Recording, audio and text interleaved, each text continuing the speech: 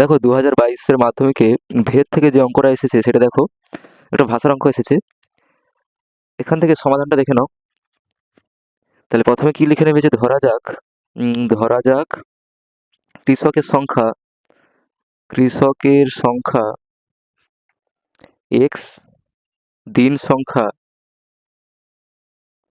y এবং জমির পরিমাণ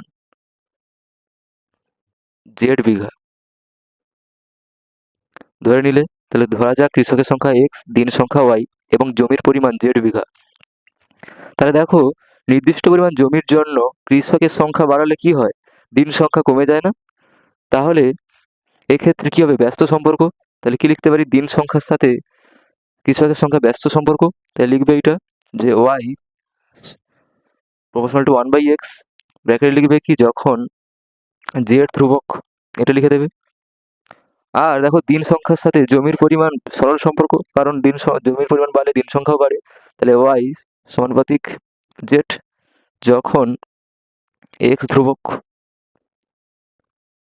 যৌগিক ভেদের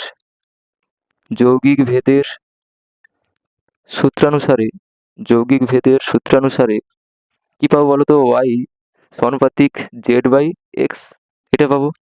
বা y সমান k ইন্টু z/x লিখে দেবে কি, যেখানে k একটি অশূন্য ভেদ ধ্রুবক,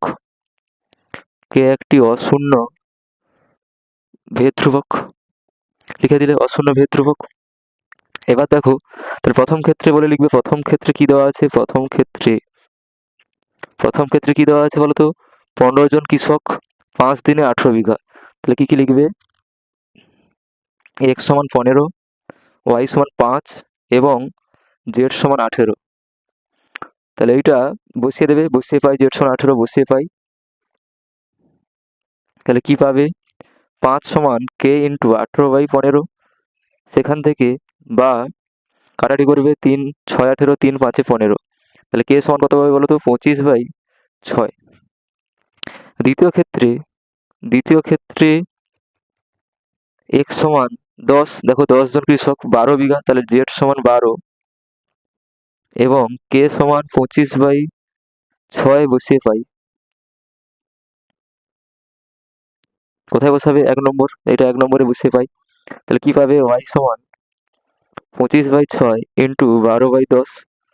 6 2 12, 2 5 10, 5 5 25। তাহলে বা y সমান কত পেয়ে যাচ্ছে বলো তো, 5। অতএব